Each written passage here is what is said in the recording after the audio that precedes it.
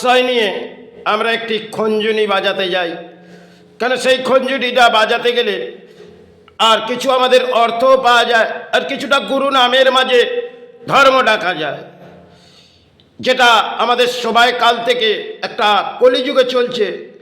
সেটা ধর্মের নামে যেটা চলছে সেটা হচ্ছে খঞ্জনিটা একটা বাজিয়ে যাও, সেক্ষেত্রে যদি কিছু অর্থ পাও সেটাকে সঞ্চয় করে বসস্থানে নিয়ে আসো। এই হচ্ছে একটা নামের মাঝে আমাদের খেলা হয়, আর এই খেলার মাঝে আমরা কিছু যুক্ত হই, সে ধর্মটাকে শ্রদ্ধার মাঝে যাই, এবং সেটা যখন ভক্তি শ্রদ্ধা করে বাজিয়ে যাচ্ছি তাহলে কিছু অর্থ সঞ্চয় বাড়ছে। আজকে কলিযুগে দেখবেন এই খঞ্জনি যেমন কোনো বাজাচ্ছে ধর্মীয় মানুষ, আবার কিছু অধর্মীয় মানুষ। কারণ যেখানে দেখবেন বাংলায় রাজনীতি করে কিছু খঞ্জনি বাজানো হচ্ছে, কেন উৎপাত হয়ে পড়েছে।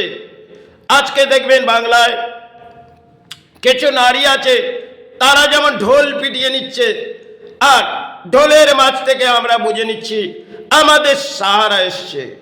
আর কিছু খঞ্জনি, যেটা পুরুষরা একটা সময় ধর্ম ডাকার আশ্রয় সেটা করেছিলেন, সেটা আজকে খঞ্জনি বাজানোর পরিস্থিতিটা আমাদের বাংলায় এসে গেছে। সেটাও একটা রাজনীতির মাঝে যদি কোনো এই খঞ্জনিটাকে বাজিয়ে যাও, কেন খঞ্জনি একটা আমাদের ধর্মের মাঝে ছিল, সেটা আজকে অধর্মের মাঝেও চলে এসেছে। কেন ধর্ম নিয়ে আমাদের আজকে একটা রাজনীতিও এসে গেছে, আর হৃদয়ের নীতিও এসে গেছে। তাহলে সমাজের মাঝে যদি আসা যায়, যদি একটি খঞ্জনি বাজানো যায়, যে খঞ্জনিটার পেছনে অর্থ নেই, তাহলে সেই খঞ্জনিটা একটা জোর শব্দ দিয়ে বাজিয়ে যাও, তাতে সমাজ হয়তো নেবে না। কেন খঞ্জনিটার পেছনে আপনি অর্থ নিচ্ছেন না, আর হয়তো বাজানোর পরিণাম নিচ্ছেন। কেন ধর্ম ডাকছেন আর ধর্ম জাগানোর পরিণাম নিচ্ছেন। তাই এই খঞ্জনি হয়তো কিছু মানুষ বাজাচ্ছেন, তারা ধর্মে আশ্রয় নিতে বলছেন। আবার কিছু দেখবেন যারা কিছু খঞ্জনিটা নিয়ে দেশের মিডিয়া অবধি বসে পড়েছে। কারণ আজকে বাংলায় দেখবে রাজনীতি নিয়ে সেটা বহু মিডিয়া নেমে পড়েছে, তাহলে একটা তরজা লড়াই করাচ্ছে, আর তারাই ধর্ম জাগাচ্ছে, যেটা কলিযুগের আমাদের শুদ্ধের অংশের হয়তো একটা খেলা, যেখানে আমরা ধর্মটাকে ছেড়ে দিয়ে অধর্মকে ডাকছি। কেন হৃদয়ের মাঝে একটা অধর্ম বসে গেছে, আর তা নিয়েই বাজিয়ে যাওয়া। যদি কোনো ধর্মীয় খঞ্জনি আসে, সেই খঞ্জনিটা যখন বাজবে তখন আপনাদের জীবনে সাহারা ছুটে যাবে। এটা কলিযুগের অংশে বহু সময় আগে ব্যাখ্যা দেওয়া হয়েছিল।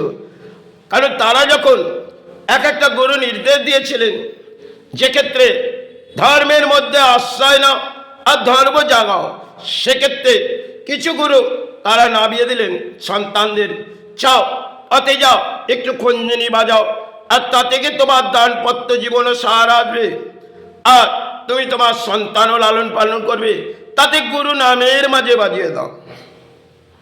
তাই সময়ের আবেগ তারা দিয়েছিলেন। আজ সে আবেগ আমরা হারিয়ে ফেলেছি। একটা আবেগ আমরা সৃষ্টি করেছি, যদি রাজনীতির আবেগ নিয়ে নিই আর তাতে যদি বাজিয়ে যাও, সেটা তো একটা সাহারা আসবে।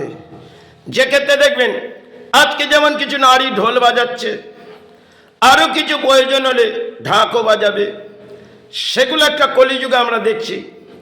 আজকে পুরুষদের হাতে ঢাক, কেন নারী যদি একটু সুন্দরতা সেজে একটি ঢাকের আবির্ভাব করে, সেখানে বাজানোর ভিত্তি অনুযায়ী জনগণ চলে যাবে। আর আজকে দেখবেন পুজো পাঠটা কিছু অংশের ভাগে খেলা হয়ে গেছে। সে পুজো পাঠ নিয়ে আমরা সমাজে উৎপাত হয়ে পড়ি, হয়তো প্রয়োজন মনে করি কারণবশত, আর এই প্রয়োজন করতে গিয়ে আমরা আমাদের ধর্মটাকে একটা লড়াই চালিয়ে দিচ্ছি। সেটা সবাই আবেগ হয়তো, তাহলে সবাই আবেগ যেটা এসেছে সেটা একটা শুদ্ধের যুগের অংশের খেলা। তাই এতে কলি একটি দণ্ড দেখিয়েছিলেন। কলির ইতিহাস সেটা তো আমরা জানি না, কিন্তু কলি যখন দণ্ড দেয় তখন সেই দণ্ড কিন্তু মাথা পেতে নিতে হবে। কারণ অসৎ কর্মের দণ্ড কলি যখন দেবে তখন কিন্তু এক ভয়ঙ্কর দণ্ড দেবে। সেটা সমাজ বোঝে না, সমাজ উৎপাত বোঝে। আর তাতে যদি খঞ্জনিটা ভালো করে বাজিয়ে নিই, এই দেশের জনগণ গ্রহণ করবে, যেটা আজকে বাংলার মিডিয়াগুলো বসে গেছে। আর কিছু দেখবেন ধর্মের মাঝে খঞ্জনিটা বাজানো হয়, তাহলে খঞ্জনিটা বাজিয়ে যদি কিছু অর্থ সঞ্চয় হয়, তাহলে এই খঞ্জনি বাজিয়ে তো অর্থ সঞ্চয় হয়ে যাক, সন্তানদের সাহারা আসবে। এবার কোনো খঞ্জনি যদি এসে অর্থ না নিয়ে বাজিয়ে যায়, সেটাও একটা খেলা হবে। কেন, খঞ্জনি তো সকলের হাতে আছে। কারো আছে ধর্মের খঞ্জনি, কারো আছে হাতে অধর্মের খঞ্জনি, আর একটি আছে এমন খঞ্জনি যে খঞ্জনিটি যখন বাজবে তখন কিন্তু বিনাশের পথ আসবে। কলিযুগের অংশে বহু ব্যাখ্যা দেওয়া হয়েছিল সবাই, আজ সেটা ভুলে গেছি। করোনা কাল আমাদের কিছু মনে কইরে দিয়ে গেছে, যেটা হচ্ছে জবানে পট্টি বাঁধো। কারণ জবানে যদি পট্টি না বাঁধো, এই করোনার হাত থেকে রক্ষা পাবে না। কলিযুগে ধর্মগুলো আজকে হিংসাবিদ্ধির মাঝে, কিন্তু কলিযুগের ধর্মের মাঝে তালা পড়ে গেলেন। আর ধর্মের মাঝে যখন তালা পড়ে গেলেন, আমাদের ঘরে ঘরে একটা বচস্থানে আবির্ভাব দিয়ে দিলে, চাও একটি দণ্ডির মধ্যে প্রবেশ করে থাকো, দণ্ডির বাইরে গেলে তোমার কিন্তু জীবনযাত্রা শেষ হয়ে যাবে। তাই এই দণ্ডির বাইরে আমরা কলিযুগে যেতে পারিনি। কেন, একটা লক্ষ্মণ রেখা ঘরে টেনে দেওয়া হয়েছে, আর তাতেই তোমরা দানপত্য জীবন থাকো, একই অপর দূরত্ব থাকো, আর সঞ্চয়ের আশাটা ভুলে যাও। এটা একটা অদ্ভুত খেলা কলি দেখালেন, সেটা আমরা ভুলে গেছি। এখন আমরা রাজনীতির তরজাটা নিয়ে এসে গেছি। আর ধর্মের তরজা তো সবাই তারা আবেগ দিয়েছিলেন, তারা ধর্মের আবেগ দিয়েছিলেন। চাও বাংলার মাঝে যাও, সাধনায় বসো, সিদ্ধাই নাও, এটা সবাই আবেগ ছিল। আজ সে সমস্ত আবেগ আমাদের কাছ থেকে সরে গেছে, এসেছে এক নতুন আবেগ, সেটা হচ্ছে রাজনীতির মাঝে উৎপাত হয়ে লড়াই করো। এই লড়াইয়ে সফল।